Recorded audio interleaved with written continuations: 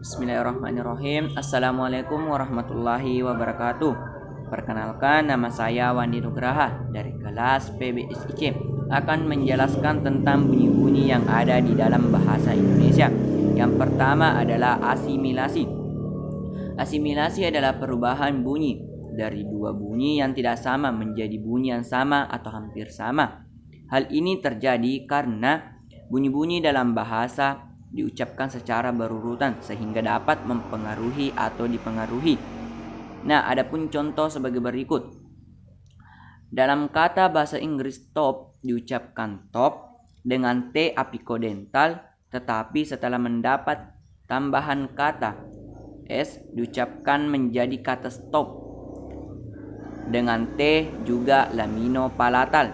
Dengan demikian dapat disimpulkan bahwa T pada kata stop disesuaikan atau diasimilaskan artikulasinya dengan S yang mendahulinya sehingga sama-sama laminopalatal. Kemudian yang kedua adalah disimilasi, kebalikan dari asimilasi.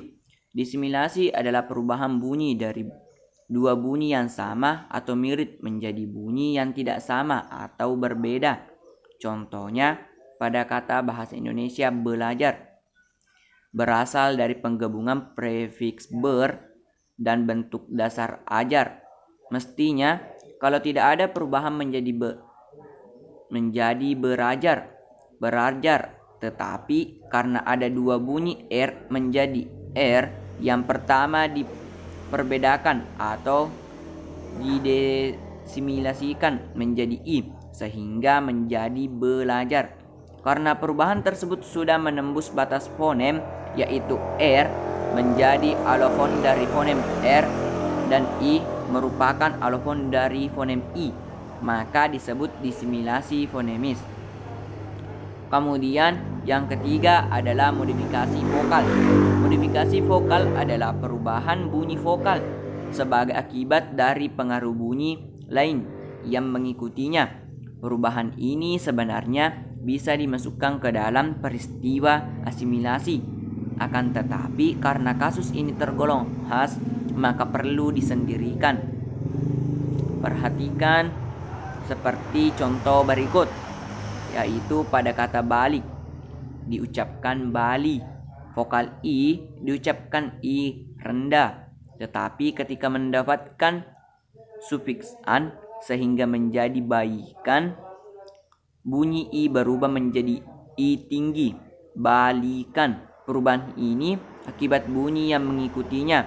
Pada kata balik, bunyi yang mengikutinya adalah glotal stop atau hamzah. Sedangkan pada kata balikan, bunyi yang mengikutinya adalah dorsovelar.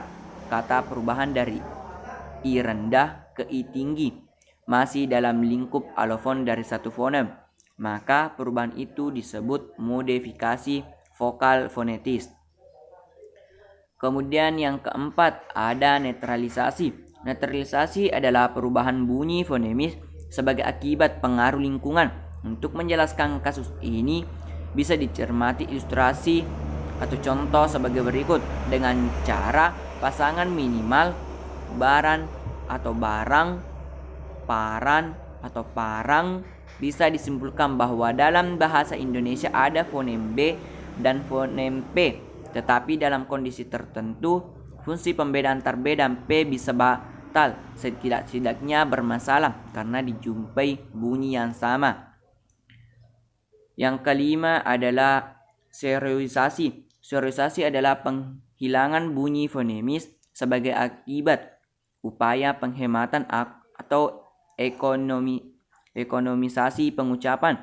Peristiwa ini biasa terjadi pada penuturan bahasa-bahasa di dunia, termasuk bahasa Indonesia, asal saja tidak mengganggu proses dan tujuan komunikasinya. Peristiwa ini terus berkembang karena secara diam-diam telah didukung dan disepakati oleh komunitas penuturnya. Dalam bahasa Indonesia, sering dijumpai pemakaian kata tak atau ndak untuk tidak, tiada untuk tidak, ada, di mana untuk bagaimana, tapi untuk tetapi. Padahal penghilangan beberapa fonem tersebut dianggap tidak baku oleh tata bahasa baku bahasa Indonesia. Tetapi karena demikian, kemudahan dan kehematan gejala itu terus berlangsung. Yang keenam adalah metatesis. Metatesis adalah perubahan urutan bunyi fonemis pada suatu kata sehingga menjadi dua bentuk kata yang bersaing. Dalam bahasa Indonesia, kata-kata yang mengalami metatesis ini tidak banyak, hanya beberapa kata saja. Misalnya kerikil menjadi kelikir, jalur menjadi lajur, berantas menjadi bantras. Metatesis ini juga bisa dilihat secara diakronis.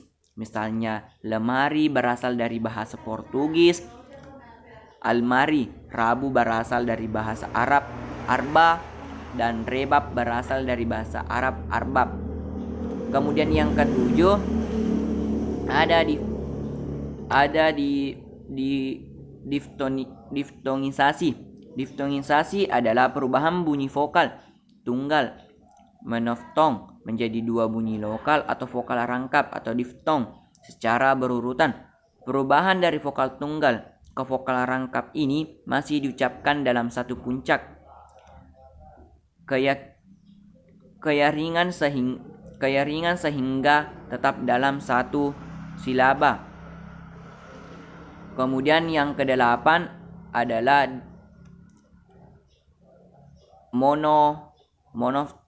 monoftongisasi. Monoftongisasi adalah kebalikan dari diftongisasi, yaitu perubahan dua bunyi vokal atau vokal rangkap diftong menjadi vokal tunggal monofton. Peristiwa penunggalan vokal ini banyak terjadi dalam bahasa Indonesia sebagai sikap pemudahan pengucapan terhadap bunyi-bunyi difton. Misalnya pada kata ramai, ramai diucapkan rame. Pete diucapkan pete. Perubahan ini terjadi pada bunyi vokal rangkap AI ke vokal rangkap E. Penulisannya pun disesuaikan menjadi rame dan pete. Contoh lain, kalau menjadi kalau, danau menjadi dano, sate menjadi sate, damai menjadi dame. Kemudian yang terakhir adalah anaptiksis. Anaptiksis atau suara bakti adalah perubahan bunyi dengan jalan menambahkan bunyi vokal tertentu di antara dua konsonan untuk memperlancar ucapan. Bunyi yang biasa ditambah adalah bunyi vokal lemah. Dalam bahasa Indonesia, penambahan bunyi vokal lemah ini biasa terdapat dalam kluster. Misalnya putra menjadi putera, putri menjadi puteri, bahtera menjadi bahtera, serigala menjadi serigala, seloka menjadi seloka. Dan ada pun 3 jenis di dalam apoptisis ini, yaitu protesis, epentesis, dan parago. Itulah tadi beberapa ciri-ciri bunyi dalam bahasa Indonesia. Sekian dan terima kasih. Lebih dan kurangnya mohon dimaafkan. Wabillahi taufiq wal hidayah. Wassalamualaikum warahmatullahi wabarakatuh.